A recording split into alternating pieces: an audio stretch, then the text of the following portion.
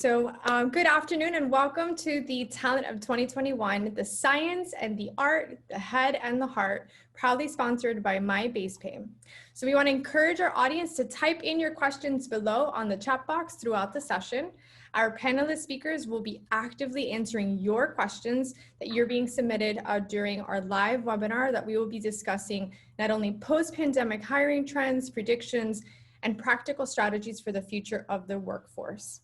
My name is Priscilla Torres, and I serve as an HR executive at Health Choice Network and an adjunct professor. And today I have the honor of serving as your host and moderator for today's webinar. Now for the men and women of the hour, I would like to introduce to you to your incredible thought leader panelists. We have Philip Reese, Angela Alberti, and Adam Hopewell. I'll go ahead and provide them with the opportunity to go ahead and introduce themselves. Philip, would you like to go ahead and go first? Yep. Phil Reese, currently sit here in South Florida. I'm the Director of Talent Acquisition for Technology at Chewy.com. Thank you, Phil. Welcome. Adam, would you like to go ahead and go next? Hi, Adam Hopewell, gentleman from a small island of a small island, which you may tell from the accent, originally from the English Isles, but here on American shores, just based outside of DC, currently serving as the head of global talent for the company Behaviox. Hello, everyone. Hopefully, there might be getting some feedback. Are you guys getting some feedback on? Okay, perfect. I am Angela Alberti. I am Vice President of MyBasePay. Very excited to be here. I'm not from a small island. I'm from a big city here in Houston, Texas. Wonderful. Thank you all for joining us. So let's go ahead and get started. So the first question is for all three of our panelists. How can employers position themselves in a competitive arena with millions of candidates looking for work? Well, I think this is a very thought-provoking question. And if the research that I do within the workforce entirety is basically saying that we're going into a fourth worker revolution. And when we're talking about the future of work, many people are saying that it's in the hands of the worker. So the more that you can do to make yourself competitive, the more that you are going to propel your company at the forefront of what is the future of work, because it is in the hands of the worker. So going back to your question, at least from the contingent workforce perspective, there's been lots of discussions on what you can do to appeal to the contingent worker pool. Standardizing certain benefits that's usually extended to full-time workers, paid time off, benefits, health insurance, being able to have a more flexible work model. I think these are things that are going to reside into set expectations, even to a flexible workforce. Wonderful. And to layer in there, I think the biggest change, in my opinion, is the emphasis on branding and how that will be a driver moving forward. I think brand has always had an impact on how people view the opportunity, but COVID and other changes have somewhat leveled the playing field in terms of how the engagement's structured, the flexibility and other things. So it's really important to establish the value prop, the culture of the company, the culture of the teams, and be able to clearly define, articulate, and honestly target the right candidates for you. So I think further definition and confidence around who you are, what you provide, and asking the right questions to tie that back to the candidate's interest will be critical in how we move forward and how that continues to evolve in a very competitive space that is only getting more competitive each day. Yeah, I like that from Philip there. I think there's a lot in that. From our organizational standpoint, we like to try and define not only EVP as an employer value proposition, but even CVP as candidate value propositions, and even AVPs as applicant value propositions to really segment and get better understanding for the people applying to us, the people who are converting into candidates, and then the people who are becoming our employees rather. I also think on that branding side, one of the things we focus on a lot is trying to share our incredible story. I think that a lot of organizations these days do have incredible stories, and especially as we've had to morph and change the ways our companies have worked, especially over this last 12 months, really celebrating the achievements that we've had, really sharing the compelling nature of that story and asking people if they want to become part of that story. I think with us all kind of locked down in our home bubbles a little bit, we all want more connection to narrative. So we will either sink into Netflix or we can sink into the company culture that we're interested in joining. And when you can compose a really compelling story about what your company is doing, why it's doing it, who the talent community is, I don't think we should be modest about that.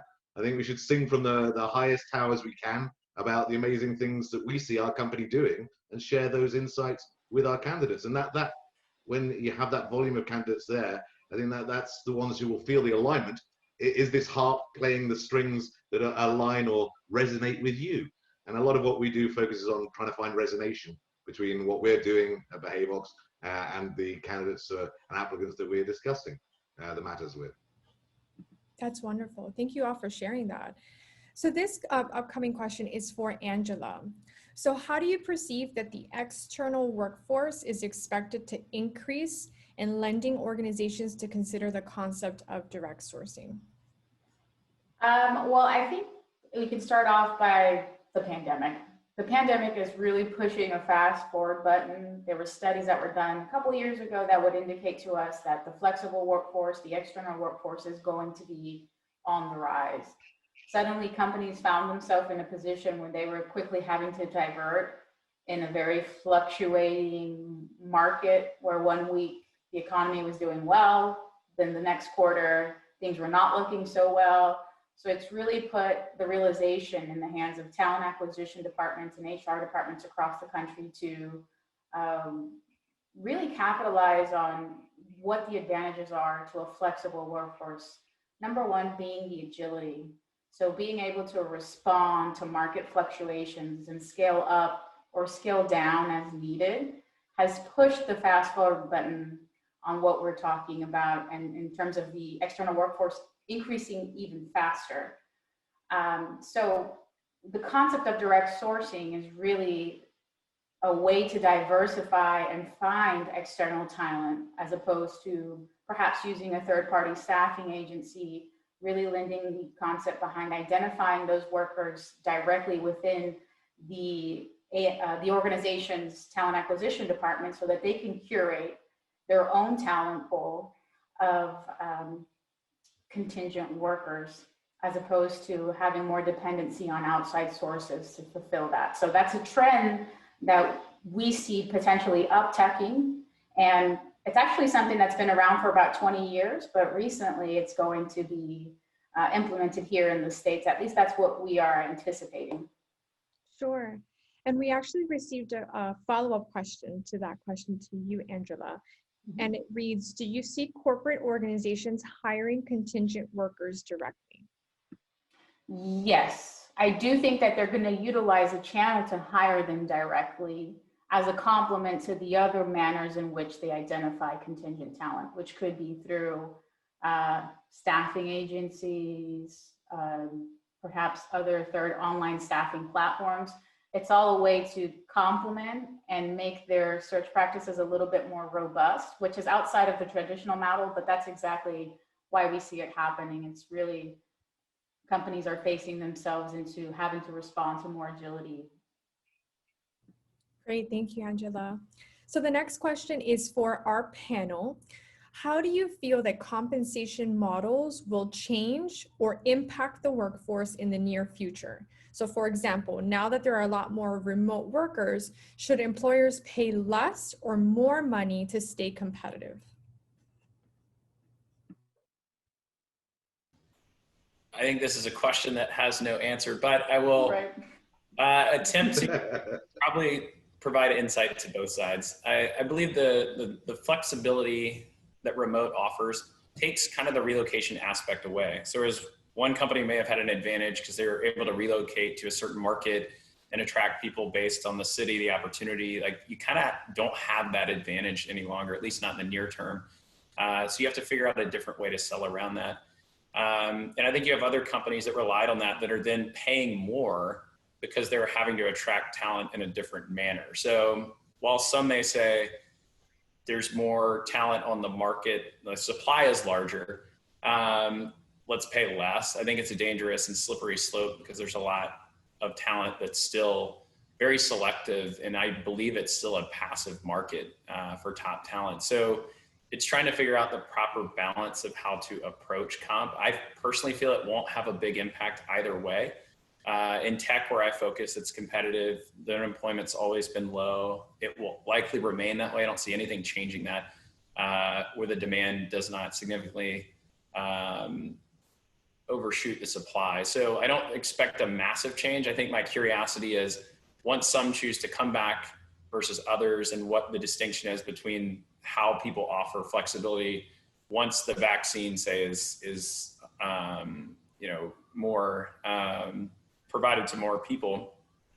That'll be a very interesting nuance. But for now, I don't see any massive changes in that regard, nor would I recommend them, because I think it just creates a slippery slope. And ideally, you maintain consistency through change where possible, and try not to disrupt too much, as it could certainly backfire if someone's not careful in how they approach that. Yeah, we use Radford in the tech industry. Again, we use Radford as our guiding star for all comp matters. And there has been, in fact, some roles that have taken the data that's been coming through has been showing a little bit of a dip. It is a purely demand and supply. It is a function of supply and demand in many ways.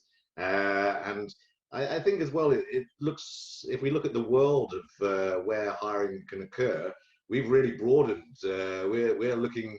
We're saying top talent doesn't just live in our main base of operations in Montreal or in America even. It can be, we can find the best developers potentially out of Bangalore or out of Kathmandu. Really, we are really looking at the world as a way for some forms of talent arbitrage, to be able to find out where the dollars that we're spending, where the investments that we're making can get the best talent impact.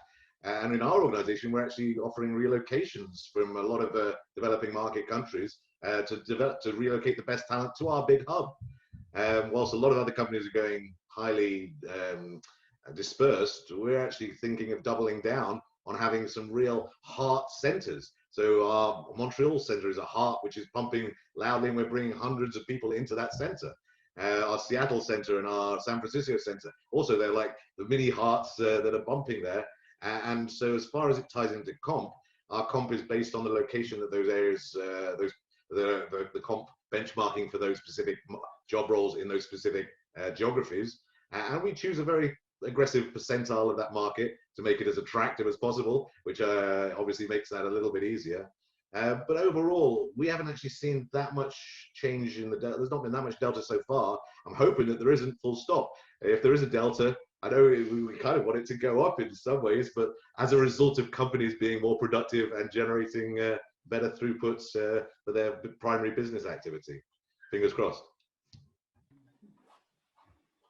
Okay, well, I'm going to resonate with what Philip and Adam are saying. It is a slippery slope. I love what Philip said. It's thinking that you can play lower wages because people are potentially finding themselves in a more desperate situation.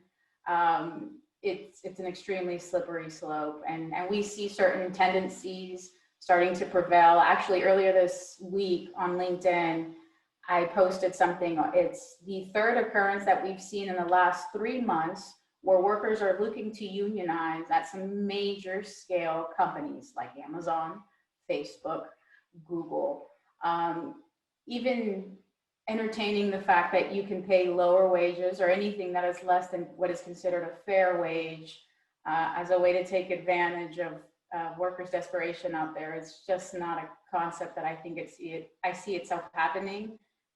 Just realistically, with what's available out there, the talent that's looking for work, particularly in these high-end sectors like perhaps technology, it's still highly competitive, and it just doesn't seem to make a lot of sense on my end. There's always the need to pay fair wages, offer some benefits, and offer some form of paid time off, and that's just kind of the foundational aspect of overseeing and curating a proper talent pool.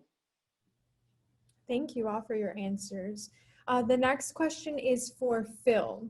In your experience, does a shorter or more enhanced vetting process in the recruiting process translate into high-performing employees?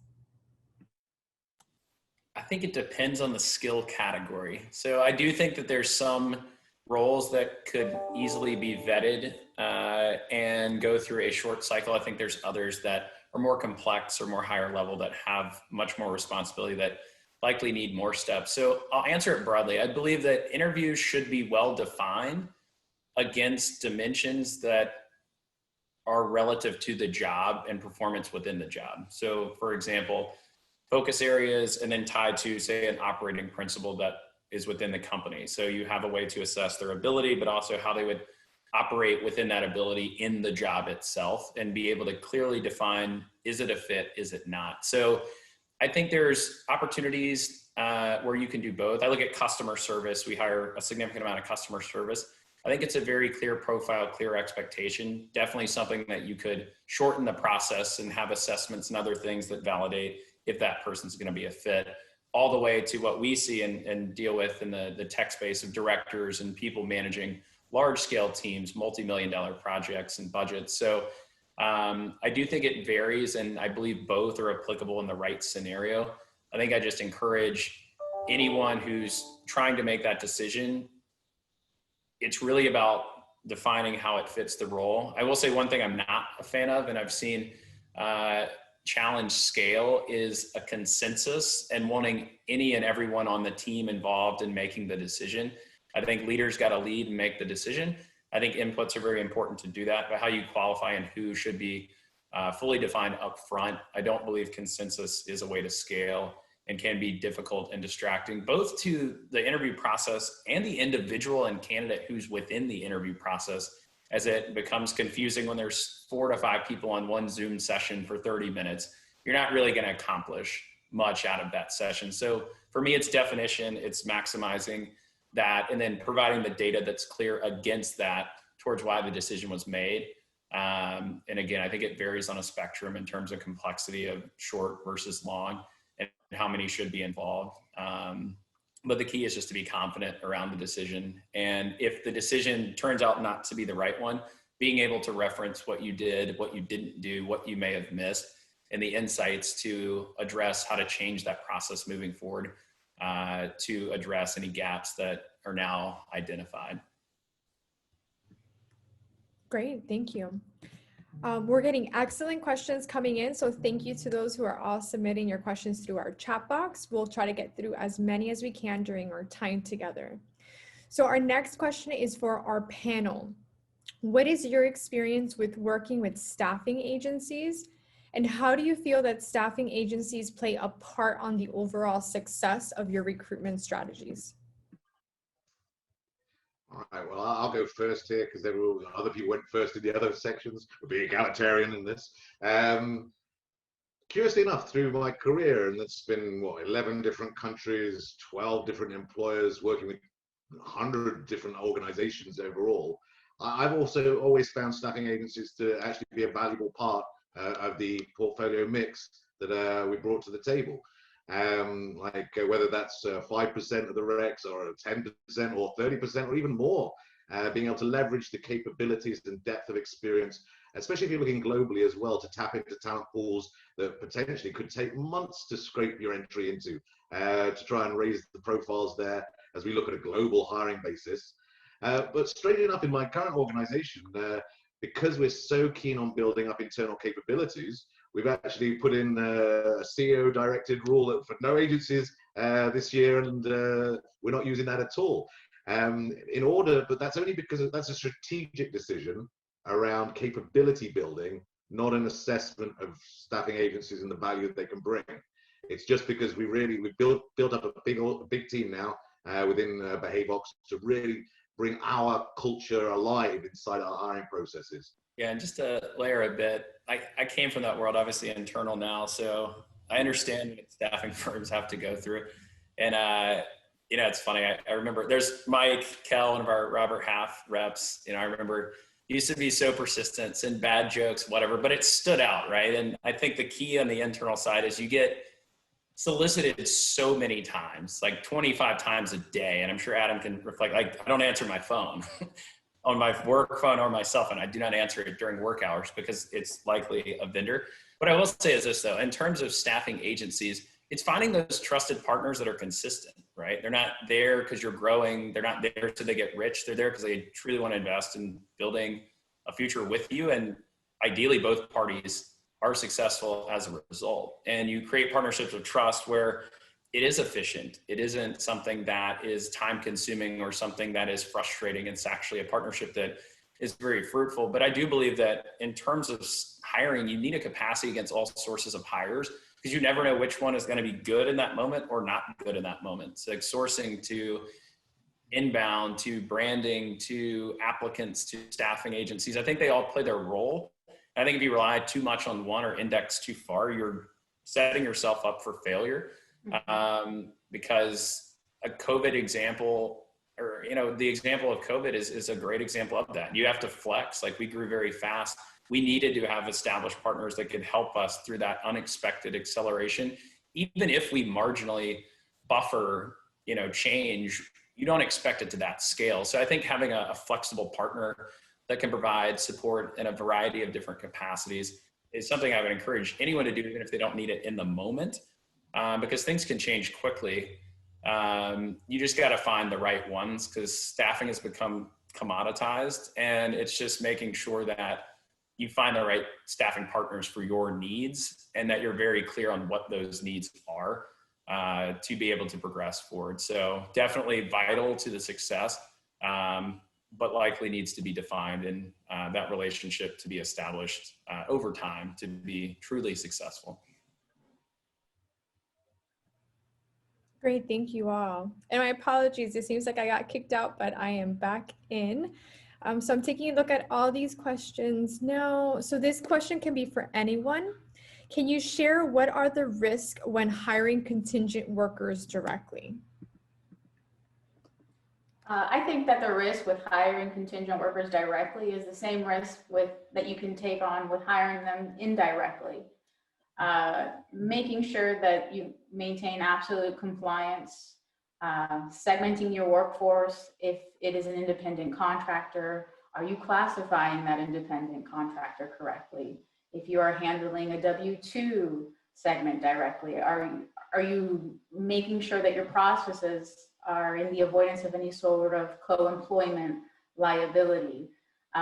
So it really is the type of worker and having the set processes in place to correctly classify and have a working arrangement with that type of worker. We see the world of work really evolving. It's not just a W-2 temporary worker, there's an IC worker, there's sometimes subcontractor agencies that take on certain visa holder statuses with these types of workers.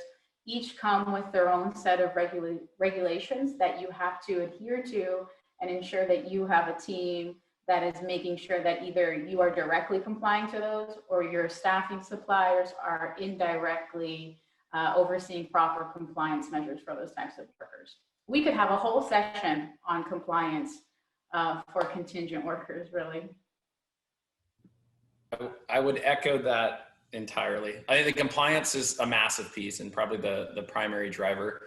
I think the other part is just how they're embedded into the organization. Like what would be the onboarding? What's the objective of the contractor? What do they own, right? So from a cultural perspective of team fit, how do they fit in? And then are they there to perform a service, or are they there to supplement something that is a gap, right? So I think the introduction of the resource is critical to their success. And I believe it's the risk of, if it's a short term or a finite period, how quickly they ramp. What's the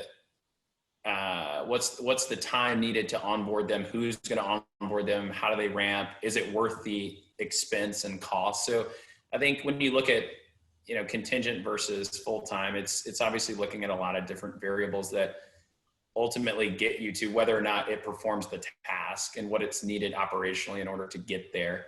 And I think a lot of that too, risk goes into level. Like, are you hiring a consultant that's been there, done that, experience, can make an impact immediately? Or are you looking at more like junior level talent you really have to foster, and then what's the impact overall in that regard? But to reinforce, Angela's exactly right in terms of the compliance aspect. It's very critical. And I think one thing that's often forgotten that I'll just add is also the performance management of a contractor and or a contractor to perm, like they just kind of at times, and experiences I've seen and things I've heard, just lost in the shuffle where they don't know where they stand. They don't necessarily feel part of the team. So you run an attrition risk based on, you know, how they're integrated and whatnot. So you spend time getting someone ramped only for them to be gone the next day. And is that worth it in terms of how you're prioritizing your workforce plan and how to get the projects done? So that's just a few other things, but compliance is definitely, to me, the biggest driver, and definitely has to be correct, or there'll be people beating down your door telling you to fix it very quickly. Also within that population, if you're thinking about the community of an organization as a whole, I'm really adverse to having second-class citizens. What I mean by that is, like, we put a lot of work and effort and time and managerial focus onto learning and development. If you've got a contingent person there, should they be involved in some of the hyper strategic learning and development initiatives that are going on within that organization? Is that a wise investment if that person's only going to be with you theoretically for the next 2 months or a lesser period?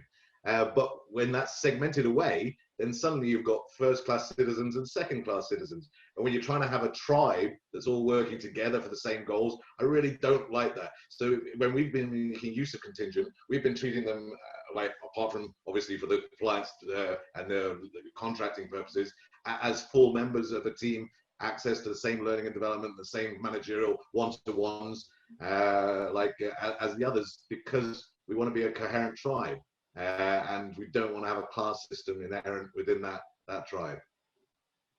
Well, I love what you guys are saying, because both of y'all are saying the investment that you need to see to successfully deploy perhaps a higher population of contingent workers really begins at the culture within that organization, to make it conducive and to let these workers thrive. And it's true, it's not just a matter of working with your HR and working with your general counsel, having the agreements in place, the checkboxes marked, and whether or not they're being classified and properly regulated from a compliance perspective. But it really starts at the front end and giving them an environment where they're getting feedback as necessary, they know where they stand, and they're not being treated as second-class citizens. It's a cultural investment, absolutely.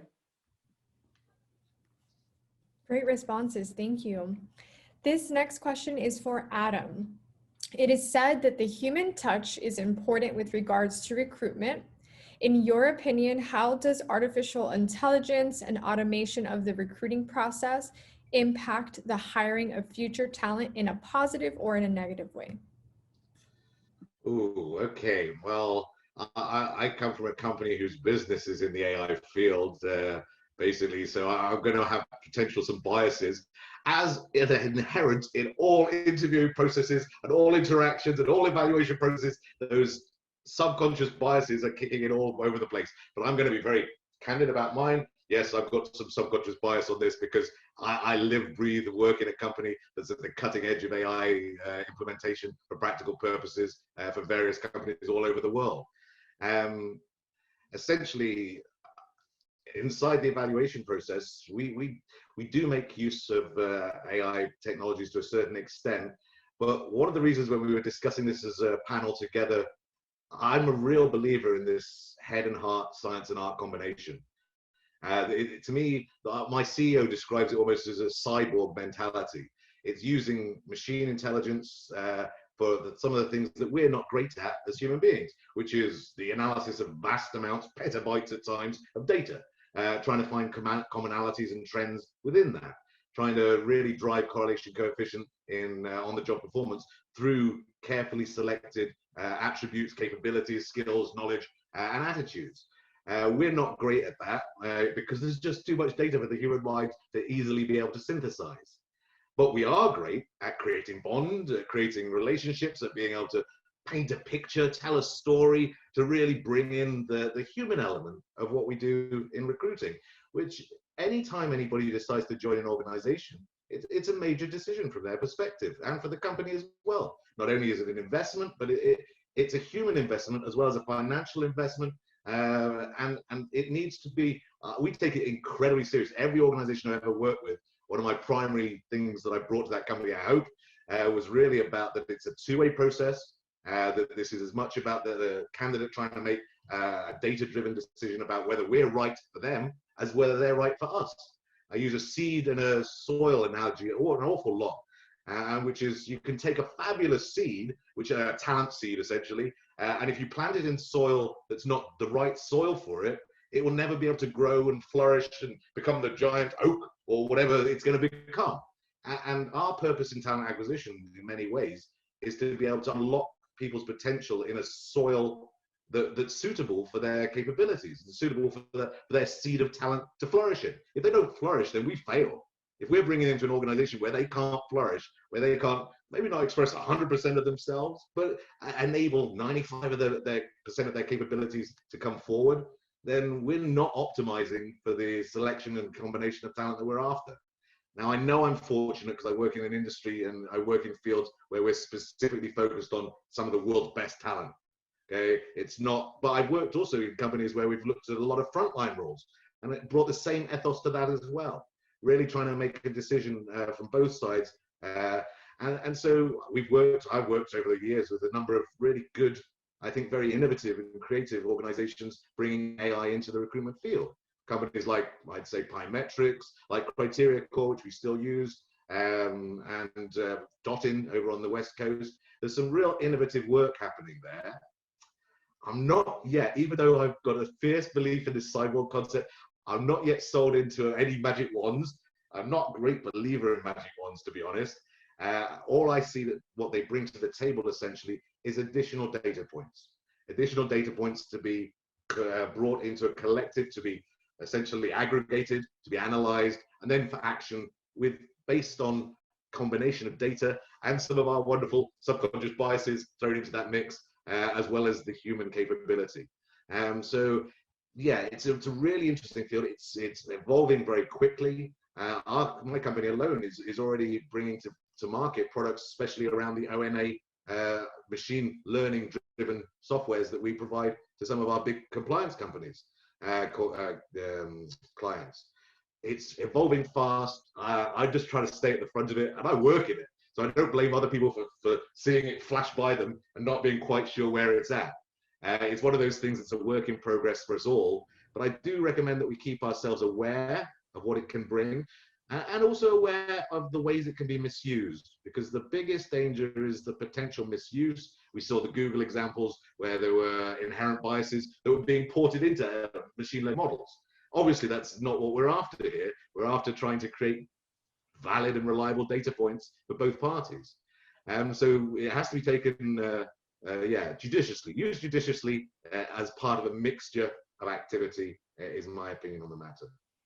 I'm trying not to get too technical on this, because maybe our audience isn't super technical, but I'm happy to dive down the correlation coefficient rabbit hole if people wanted to. No, that's good, because we actually have a follow-up question, but this is for anyone from the panel. Is what emerging corporate recruiting tools do you believe are changing the face of the hiring process? So any specific tools or practices that you feel are changing the future of the hiring process? I've got one, but I've just been speaking. So if someone else wants to roll on first, please do so. I struggle to say something's dramatically changing the landscape, because I do think at its core, it's pretty consistent. I do think there are a lot of tools that try to find their way in, but I think at the core, your LinkedIn, I look at more as like your core tools that continue to expand their capabilities, right? So you have that one stop versus 5 tools. So I think you'll see the emergence of some of these conglomerates just finding ways to expand and influence and create dependencies. I joked the other day, if LinkedIn was taken away from a recruiter today, I don't know that many recruiters would know what to do. 2 years ago, no one would have cared, right? And I don't think it has to do with the Microsoft acquisition, but it's just the fact of how it evolved to the mainstream, right? So I do think there's plenty of tech companies, AI companies that are introducing ways to, I would say, automate some of the front end process. So like high applicant pools, among other things, and try to categorize with the data points how to make more sense of them quicker. I don't think it's been adopted universally. So I do think it's emerging. So I wouldn't say, for my opinion, there's a lot of tools that have changed. I do think it's a lot of changes to how the tools are used. And I actually look at the opposite. I think it's more of the branding, more of the, creating the identity of these organizations and driving inbound traffic and trying to focus on optimizing referrals and kind of fostering what as kind of a pendulum swing to like, let me go out and find, let me hunt, let me, cultivate this, pipeline. So it's interesting, but I think branding is a big driver. I know I noted that before. And I think there's things like AI that introduce some intrigue. The question is, will it scale, how it will scale, what that looks like. And then, it takes that one to adopt that it works, and then it starts to catch fire. So I'm still in the camp of, at its core, it's still fairly consistent, but I do believe there's many areas of improvement and optimization within it that hope to continue to evolve and be introduced to recruiters to allow for more scale, as the process can be many steps and can be time consuming if you're not careful. All right, well, on this one, I'm going to jump in a little bit. Purr. I'm not a cat. I honestly am not a cat, but I am going to talk to you about cats because, like, cat as a cognitive ability testing, it's not new in any ways. It's been around for 45 years at least. It's been used extensively by some organizations, but it's one of those things that seems to have really gone out of favor. But when you really dig into the science, the analysis that's been done, you go to the Hunter and Schmidt 98 white papers on the validity and predictive capabilities of various assessment methodologies. To me, cats are still massively underused across the entirety of the corporate hiring community. It is the single best correlation coefficient predictor of on-the-job performance across all jobs, across all roles, especially when it's synced into data which basically analyzes where certain roles should fit in as far as a cognitive ability result comes. If you look at the Hunter and Schmidt paper, it takes as read that that's at least the foundation of how you're going to run your assessment. Everything else is cherries on that cake. And that's based on 85 years worth of data and analysis. I love the Hunter and Schmidt work on this. And I know that it's 98, so it's like, okay, we're talking 20 years ago, Adam. Maybe I'm showing a little bit of my grey chin at this point. But I keep abreast of this field. And I've still not found anything that I think is better.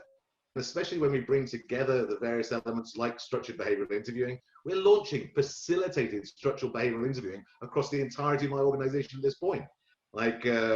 To combine it with CAT assessment and to combine that as well with some very other innovative secret sources, which I'm not even going to talk about at this point.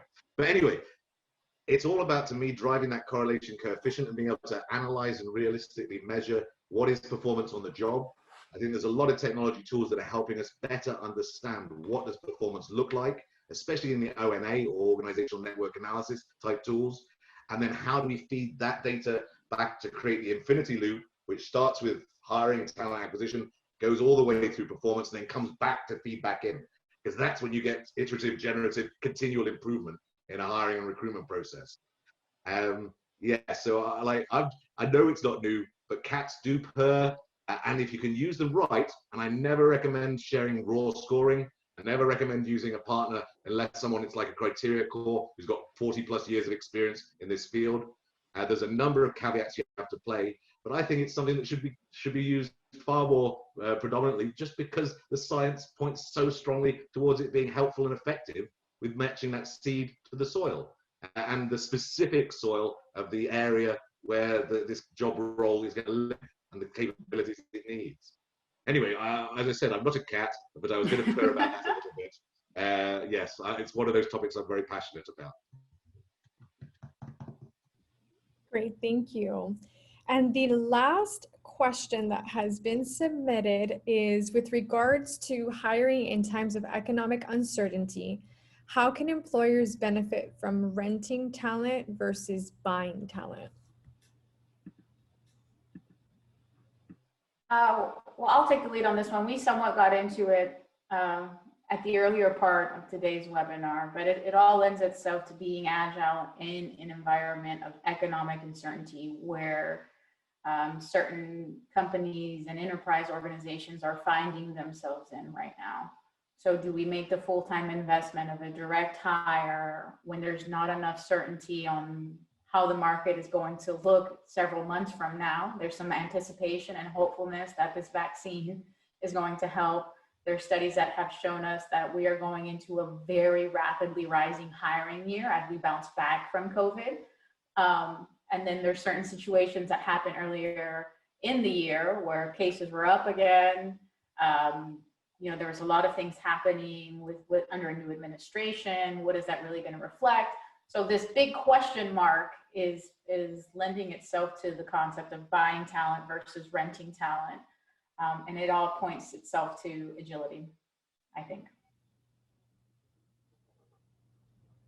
Great. And we actually received an additional question, and this is for anyone. When it comes to recruitment, what percentage is done internally versus externally, meaning by external partners within your, three respective industries or organizations? For me, last year, 92% internal, 8% external. That's our full-time hiring, but we supplement that with consultants and contractors, depending on how we classify them, back to the compliance things. But at Chewy, we've been scaling so fast.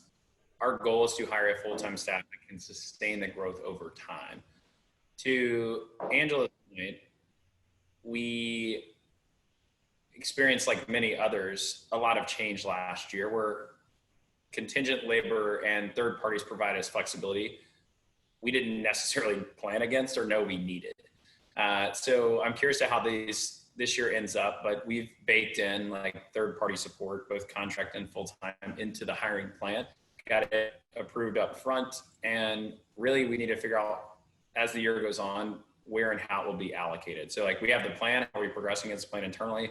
What does that look like? What are our risk areas? And we look at time to fill, time to see, all different categories that allow us to predict where there may be risk, and also look at COVID driven impacts and where that was most felt last year. Example would be like support services. When you go fully remote, it's a whole different ballgame.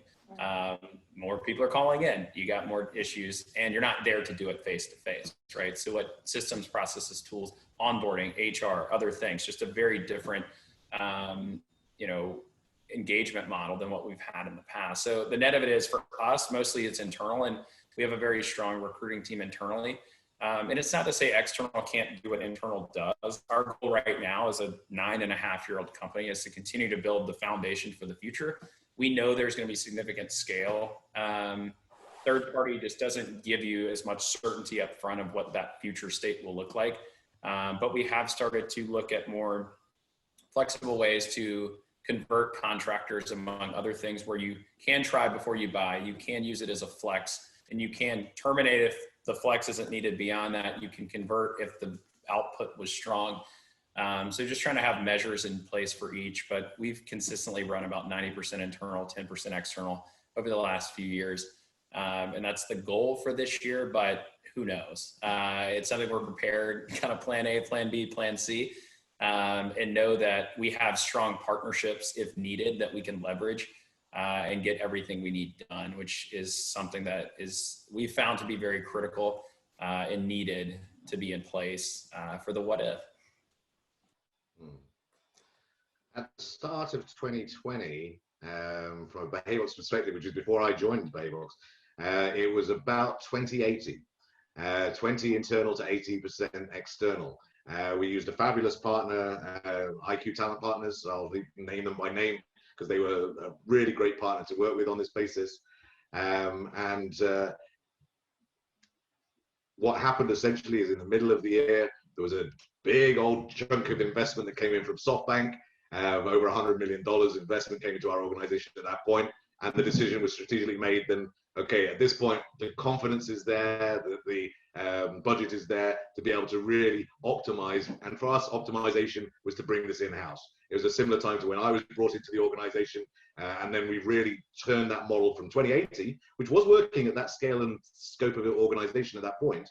But really, when that kind of strategic emphasis came in through the financial investment, then it really turned that model. And now we're at zero, we're 100 to 0. So that we are 100% internal and not using any external whatsoever as we really ramp up our internal capabilities. That's not that's not a forever thing. That could well change next year. Once we build up that capability, we could see the ROI involved in using for specific use cases additional support and being able to flex. Man, that's so, especially in a hyper growth organization. Who knows? One time you're hiring for like 100 a quarter, the next you might be down to hiring 30 a quarter. You've got a team of 50 odd recruiters and talent acquisition partners and professionals. Like, what are those people going to be doing? We don't want them twiddling their thumbs, and that's for sure. So having that flex capability is very important, unless you're in an incredibly bullish position, such as we are fortunate enough to be in Behavox at this point. Great, thank you. So do we have any additional closing remarks or anything that we'd like to add before we close today's webinar? If not, we would like to go ahead and thank all of our panelist speakers today for sharing such insightful practices today. We also want to thank MyBasePay for sponsoring this incredible webinar today. We wish you all a happy, healthy, and safe weekend. Till next time. All right, gentlemen. Cheers, cheers. Thanks, everyone. Thank you all. Bye.